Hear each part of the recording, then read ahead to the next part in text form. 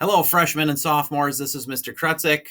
I just want to go over a few things regarding the ACT Aspire tests that are coming up in the next 2 weeks. A couple items of note on why these tests are important both for our school and for you individually. So first, I just want you to know that your parents will be getting these test results. So obviously it's important for you to try your best on these because they will be notified probably in the summer sometime how you did on these tests.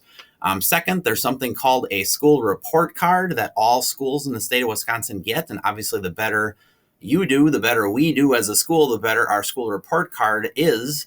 And we have an accurate measure of how well we're doing as a school. And again, that does get reported to parents. It gets put in the newspaper, things of that nature. So again, please try your best. Third, the results of these tests are used to make decisions about potential interventions you may be placed in during enhancement for additional help if you score a little bit low. And the results of these tests are also potentially used for course placement, like what kinds of courses you'll be eligible to take in the future. And finally, and maybe the most important, is that if you do well on these tests, you may be eligible for a final exam exemption for first semester finals next school year. But again, if you do real well on these, you will be excluded. You won't have to take one final exam next fall. So again, it's to your benefit to try your best on these. So again, please do your best on these ACT Aspire tests, which again are coming up in the next 2 weeks. Thank you, everyone. Hi, this is Ms. Jarash. So I am going to walk you through how to get into TestNav. So the first thing you're going to do actually is when you need to make sure you come with a Chromebook that is charged. Next week, Monday, we're going to start on Monday with science and math.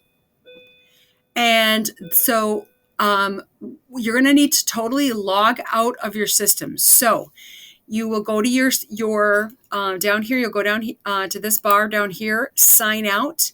When you sign out, I'm not going to do that obviously, but when you sign out, you are going to over here, you're going to have, it's going to say apps, APPS. When you click on apps, you're going to find TestNav. And TestNav is the program that you're going to go to. So click on that. And then this screen will come up. So this is an exemplar. So this is an example of something. So I'm going to type in the username and password. Now you will get a ticket that will have your username and password. So as soon as you log in, you're going to get to this screen. Your teacher will go through and read the directions with you. So these are all the directions for math. And then you're going to click on the blue start button. It's going to tell you the number of questions. Click on the start button again. Now I'm going to start. Now you'll notice it's going to have a countdown timer up here. So this is a timed test. So it is going to count down. Try not to spend too much time looking at that. So this is going to start obviously with my first question. This is how I move around to different questions. So if I want to go to number 2, I just go back and forth and I can just move around in here pretty easily. So what I can do here is I can use my pointer, obviously. If I need a calculator, that is right here. So I can use this. Obviously, this is just for the math test when you do English reading.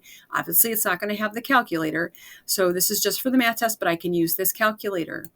I can also use, and this is available on all of the tests, the answer eliminator. So you don't have to use this, but you certainly can.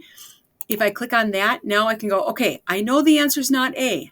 I can take that. I know it's not B. Okay. But I have to go back to the pointer, and this is why it might take a little time and why I don't know that you want to use this one, but you certainly could.